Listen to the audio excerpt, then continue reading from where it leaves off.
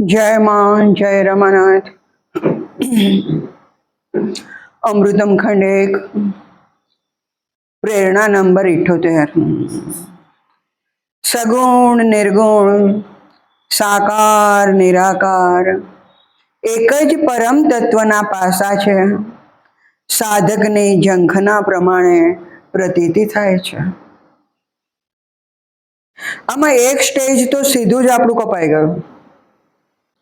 મારે ઉડ્ડયન કરવું છે, એક સ્ટેજ થયો, પણ સીધું જ ઉડ્ડયન શરૂ કરી દો તો એ આખું સ્ટેજ કપાઈ ગયું।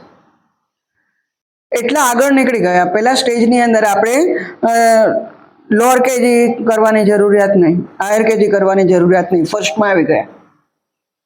ઉડ્ડયન કરવું છે, વિચાર કરવો છે, આ એક મનમાં એક ધ્યેય આવ્યું, પણ પેલું ધ્યેયની એક કાર્યની શરૂઆત થઈ ગઈ। ભાઈ ઉડ્ડયન કરી દો ને, આકાશ તો પડ્યું છે, પાંખ પણ છે। તો હવે આપણને એટલી ખબર પડી ગઈ છે અહીંયા કે સગુણ નિર્ગુણ સાકાર નિરાકાર એક જ પરમ તત્વના પાસા છે। ત્યાં સુધી આપણે પહોંચ્યા છીએ કે એટલી ખબર પડે છે। ઇટ મીન્સ કે આપણો આધ્યાત્મિક રસ્તો નક્કી થઈ ગયો છે। આપણે રસ્તે ચાલવાનું પણ નક્કી કરી દીધું છે, એમ નહીં ચાલવાનું શરૂ પણ કરી દીધું છે। તો એમાં હવે બે પાસા છે। કયા પાસા ઉપર આપણે જવાનું? સગુણ અને નિર્ગુણ। સગુણ આપણે બરાબર જાણીએ છીએ, એની વાત પછી કરીએ। નિર્ગુણ નિરાકાર, જેનો કોઈ આકાર નથી, જેની અંદર ગુણ આવતા નથી, નિર્ગુણ। પણ એ રસ્તે જવાથી સાધકને યોગ હોય, તપશ્ચર્યા હોય, સાધના હોય, જગતની બધી વસ્તુઓમાંથી છૂટી જવાની તમન્ના હોય, ત્યારે નિર્ગુણ નિરાકાર તરફ જાય કે આ બધું કંઈ છે જ નહીં,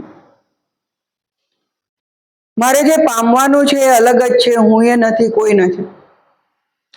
એકચ્યુઅલી આ રસ્તો ધીરે ધીરે મોક્ષ તરફ લઈ જાય છે। મોક્ષ એટલે મર્જ થઈ ગયો, બાકી કાંઈ ના રહ્યું। આપણે મોક્ષની વાત કરીએ એના કરતા ભાઈ કે આપણે સગુણ સાકારમાં જઈએ તો સગુણ સાકારની અંદર બધું છે। નિર્ગુણ નિરાકારમાં પછી લાગણી નથી રહેતી, કોઈ બીજું સામે સાંભળનાર નથી રહેતું, કોઈ કહેનાર નથી રહેતું, કોઈ જોનાર નથી રહેતું, કોઈ દ્રષ્ટા નથી, કોઈ કરતા નથી, કંઈ જ નહીં, બધું ત્યાં પૂરું થઈ જાય। હું એ નથી, કોઈ નથી, જગત પણ નથી, આનું નામ મોક્ષ। નિર્ગુણ નિરાકાર રસ્તે આપણે ત્યાં સુધી પહોંચીએ। હવે ભાઈએ આપણને સરળ અને બહુ મજાનો રસ્તો આપ્યો, સગુણ સાકાર। જે સગુણ છે, જે સાકાર છે, જેનો આકાર છે, એક જ પરમ તત્વના આ બંને પાસા છે, પણ આપણી પાસે પાસું સાકાર સગુણ છે। આ સાકાર પાસું કેટલું સરસ છે, જેના આપણે કંઈ પણ વખાણ કરીએ, કંઈ પણ વાત કરીએ, બધું ઓછું જ છે, એકદમ ઓછું છે। જે પણ કાંઈ કહો એ આપણને ગમે એવા સ્વરૂપમાં આવે। આપણે આપણી ફિલિંગ એને કહી શકીએ, આપણે પ્રાર્થના કરી શકીએ, આપણે તકલીફો વર્ણવી શકીએ। એ સાંભળે છે। ભાઈએ કહ્યું છે કે આપણે જે કંઈ પ્રાર્થના કરીએ છીએ બધી જ સાંભળે છે, એ આપણને રિસ્પોન્સ પણ આપે છે। પણ ઘણી વખત એવું થાય છે કે બીજાનું કાર્ય થયું, મારું કેમ ના થયું? મારા બે કાર્ય થયા, ત્રીજા ઉપર ધ્યાન જ નથી આપતા। આ કાર્યો થાય તો ડિવિનિટી, નહીં તો નહીં, એ સગુણ સાકાર સ્વરૂપ। ઇટ મીન્સ કે ભાઈ એમ કહે છે કે તમને ગમે એવું જ બધું ભગવાન કરે એવું જરૂરી નથી। ભગવાનને તમારા માટે જે ગમે, તમારા માટે જે યોગ્ય લાગે એ ભગવાન કરે। નાનું બાળક છે, મા પાસે ઘણું માગશે ને, મને આ આપો, તે આપો, બધું આપી દો છો। એના માટે જે કલ્યાણકારી હોય તમે આપો, પણ જેને નુકસાન કરતું હોય નથી આપતા। જ્યારે બાળક એમ સમજે છે કે આ મને નથી આપતા, બાળકની જીદ એટલી જ છે કે મને ના આપ્યું, બરાબર છે, પણ તમારી સમજણ એવી છે કે આ એને આપવાથી એને નુકસાન થશે, માટે તમે નથી આપતા। તો આપણે પણ એક અબૂધ બાળક જેવા છીએ ભગવાનની સામે। ભગવાન જે આપણને આપે છે, પ્રેમથી આપે છે, આપણા કલ્યાણ માટે આપે છે, આપણી શાંતિ માટે આપે છે, આનંદ માટે આપે છે, આપણા ઉર્ધ્વીકરણ માટે આપે છે, નહીં કે પનિશમેન્ટ માટે, આપણા અપલિફમેન્ટ માટે આપે છે। જે નથી આપતો ને એ આપણને આપવા જેવું નથી। આપણા કલ્યાણ માટે નથી આપતો. એની અંદર ભગવાને આપણી પાસેથી કંઈ લઈ લેવાનું નથી. એના દિલની અંદર આપણા માટે કરુણા છવાયેલી છે, પ્રેમ છવાયેલો છે, વાત્સલ્ય છવાયેલો છે. આપણું બુરું એ ઈચ્છી નથી શકતા, બુરું કરી નથી શકતા. બુરું થતું હોય તો એને અટકાવવાનો પ્રયત્ન કરે છે. આપણને અપલિફમેન્ટ કરાવે છે, ઉર્ધ્વીકરણ કરાવે છે. પૂજ્ય ભાઈએ કહ્યું છે, ભગવાન કોઈને પનિશમેન્ટ કરતો નથી, કોઈને શિક્ષા કરતો નથી.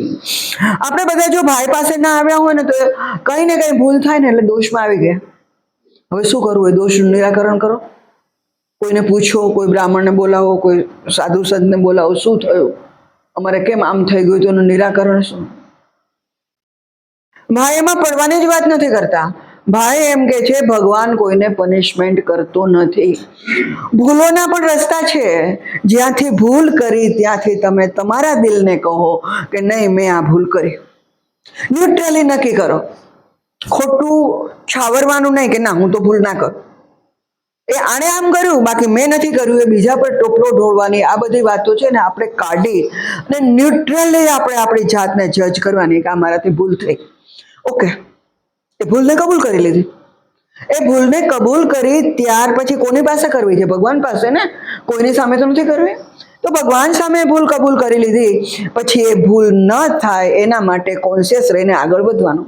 અને બીજા કોઈ ઉપાય નથી. કોઈને મળવાની જરૂર નથી, કોઈને બોલાવવાની જરૂર નથી. તમારી જાત સાથે જ નક્કી કરો કે મેં આ ભૂલ કરી, હવે મારે આ ભૂલ નથી કરવી. કોઈને કહેવાનું નથી. તો આ જે સગુણ સાકાર છે ને એ આપણને પ્રેમ કરે છે, આપણને વાત્સલ્ય આપે છે, આપણા પર લાગણી છે, આપણું અપલિફમેન્ટ કરે છે, આપણું હિત જુએ છે, આપણું કલ્યાણ જુએ છે. એની આંખોમાંથી સતત ને સતત પ્રેમ અને કરુણા વરસે છે. એના મુખ પર વાત્સલ્ય છે. એના હૃદયમાંથી વાત્સલ્ય ઓવરફ્લો થાય છે, ઢોળાઈ જાય છે, જે આપણા પર આવે છે. આપણે ઝીલીએ છીએ, આપણે પાવન થઈએ છીએ. કેટલું સૌંદર્ય છે જગતની અંદર, કેટલું પ્રાકૃતિક સૌંદર્ય ખોબલે ખોબલે વેરાયેલું છે. આટલા સૌંદર્યની અંદર આપણે નેચરલ પ્રકૃતિની અંદર થોડીક વાર પણ જઈને બેસીએ ને આપણું મન શાંત થવા માંડે છે. ભગવાન સાથેનું એક તાદાત્મ્ય સધાવા માંડે છે. એ સગુણ છે તો સધાય ને, નિર્ગુણને કેવી રીતે સાધશું? આટલું બધું સૌંદર્ય છે, આપણે ખુશ ખુશ થઈ જઈએ છીએ. નદીનું હોય, પાણીનું હોય, સમુદ્રનું હોય, જંગલોનું હોય, પર્વતોનું હોય, ઘણું બધું છે. પણ આ સૌંદર્ય એ ઓરિજિનલ સૌંદર્યની કાળી છાયાની છાયા છે. ઓરિજિનલ સૌંદર્ય કેવું છે? જે ખુદ સૌંદર્ય છે, જે ખુદ માધુર્ય છે, જે ખુદ પ્રેમ છે, જે ખુદ પરાત્પર છે. એ કેવો વરસતો હશે, એ કેટલું સૌંદર્યમય હશે. એ સાંકળ કેવી સરસ હશે કે આપણને એની સાથે જોડતી હશે. એ રસ્તો કેટલો સરસ હશે કે આપણા માટે કંડારી રાખેલો હોય, એના સુધી પહોંચવાનો રસ્તો, પાછા એ આપણી સાથે, પાછા આપણી પાછળ પણ. એકચ્યુઅલી આપણે એના પગલા દબાવવાના હોય, આપણા પગલા દબાવતી આવે છે. શું વાતો છે! આહા, આવી વાતો ભાઈના આવ્યા હોત તો કોઈ ના કરે. એ ભગવાન તમારી રાહ જુએ છે. ભગવાન તમને પ્રેમ કરે છે. કોઈએ કહ્યું અત્યાર સુધીમાં ભગવાન તમારી રાહ જુએ છે? ભગવાન તમને ખૂબ પ્રેમ કરે છે. ભગવાન તમારી આજુબાજુ છે. કોણે કહ્યું? કોઈ વેદાંતની અંદર અત્યાર સુધીના જે પણ અવતરણ આવ્યા, જે પણ સંતો મહાનુભાવો આવ્યા, કોઈ કહ્યું કે ભગવાન તમારી વેઇટ કરે છે, ભગવાન તમારી આજુબાજુ છે, તમારી ભગવાન આગળ પાછળ છે, તમારા માટે રસ્તો કંડારી રાખ્યો છે, તમારી સાથે ચાલે છે, તમારા ઉર્ધ્વીકરણ માટે. ભગવાન તમને ખૂબ પ્રેમ કરે છે. એક ચાહ છે અંતરની, મધુરતા છે, લાગણી છે. લાગણી તમારામાં મૂકી છે ને બધામાં. એ લાગણીને ભગવાન તરફ વાળી દઈએ ને, અલગ અલગ જગ્યાએ ફંટાયેલી છે, 5-6 જગ્યાએ આપણે પૂરી કરી દઈએ, બધું ભેગું કરી દઈએ. પેલી વચ્ચે લાગણીઓની અંદર જે ડિવિઝનની બોર્ડર છે ને કાપી નાખીએ તો એક આખો ફ્લો થઈ ગયો. એ ફ્લોને ભગવાનના ચરણમાં વાળી દઈએ, અહીંયા જ છે. એકચ્યુઅલી એમના ચરણ છે, બધાની સામે કહું છું, ખબર હોય કે ના હોય. આ એમની જ સાઈઝ, એમના જ ચરણ અને એમની જ રેખાઓ છે. આ જે તે નથી જે અહીંયા પગે લાગો છો ત્યાં ખુદ ભગવાનના ચરણ છે. એની જ સાઈઝ છે, એનો જ શેપ છે અને એની જ રેખાઓ છે. એ મૂક્યું છે, માત્ર મૂકી દીધું છે એવું નથી. આ ક્યાંય નહીં મળે. તો એના ચરણની અંદર આપણું શરણ પકડી લઈએ. ક્યારે પકડીએ? સગુણ છે તો ને. પ્રેમ કરીએ કોને કરીએ? આપણી સામે છે તો ને. વાત્સલ્ય વરસાવે છે કોણ વરસાવે છે? માં, જેને આપણે માનીએ છીએ, અને માં જે સાક્ષાત સ્વરૂપે આપણી સામે છે તો વરસાવે છે ને. તો સગુણ શું ખોટું? આપણી લાગણીને સમજે છે, આપણે પ્રેમને સમજે છે, આપણી તકલીફોને સમજે છે, આપણું ઉર્ધ્વીકરણ કરે છે, આપણને આનંદને રસ્તે લઈ જાય છે, આપણને પ્રેમને રસ્તે લઈ જાય. દુનિયાની અંદર આનંદ તો છે પણ ટાઈમ બેઇંગ છે, આવીને જતો રહે છે, પરમેનન્ટ નથી. તો એ શાશ્વત આનંદને રસ્તે લઈ જાય છે. પ્રેમ છે તો ઉત્કૃષ્ટ પ્રેમને રસ્તે લઈ જાય છે, નીચેની કક્ષાનો પ્રેમ નહીં. આપણે બંધનની અંદર જીવીએ તો આપણે પરમ મુક્ત અવસ્થાની અંદર લઈ જાય છે. આપણે શાંતિ જોઈએ છે, પરમ શાંતિ એ પ્રશાંતિ તરફ લઈ જાય છે. તો આપણે જવું છે અને લઈ જનાર પણ છે. આપણે પ્રાર્થના કરવી છે, સાંભળનાર પણ છે. આપણે જેને પ્રેમ કરવો છે એ પ્રેમ સ્વીકારનાર પણ છે. આપણે શરણાગતિ પકડવી છે તો એ શરણ આપનાર પણ છે. આપણે ચરણ પકડવા છે તો એના ચરણ પણ છે.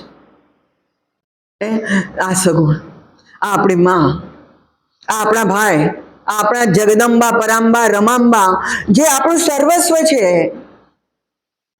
એ આપણને કેટલો પ્રેમ કરે. એની આંખોમાંથી પ્રેમ નેત્રે, એના હૃદયમાંથી પ્રેમ નેત્રે, એના ચહેરા ઉપર માત્ર પ્રેમ અને પ્રેમ જ દેખાતો હોય. જેને જોયા હોય એને ખબર હશે, નહીં તો તમારી રીતે કલ્પના કરી લો. પ્રેમ સિવાય એમણે કાંઈ આપ્યું નથી, પ્રેમ સિવાય એમણે કર્યું નથી. એની સાથે આપણને એમણે નમ્રતા શીખવી. કોઈ પણ સંજોગોની અંદર જ્યારે તમારી પાસે ઘણા બધા સારા સારા ઉપકરણો હોય ને, ત્યારે ઉદંડ થશો નહીં, નમ્ર બનજો. આંબામાં કેરી આવે ને તો નીચે વળે છે, વાદળમાં પાણી ભરાય તો નીચે આવે છે.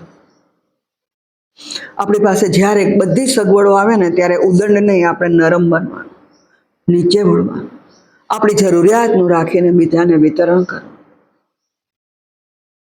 જ્યારે તમારા પર ભગવાન કોઈ તકલીફ આવે ત્યારે માની લેવાનું કે આ ભગવાન રૂઠ્યો છે એવું નહીં. ભગવાનનું વધુ સ્મરણ કરવાનો સમય પાકી ગયો છે. એના સ્મરણની અંદર, એના ચિંતનની અંદર તમારું દુઃખ ક્યાં ઓગળી જશે ખબર નહીં પડે.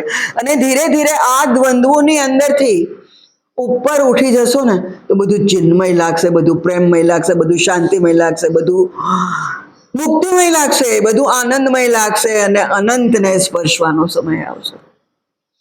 બાકીનું બધું નીચે રહી જશે. એ જ ચિન્મય છે,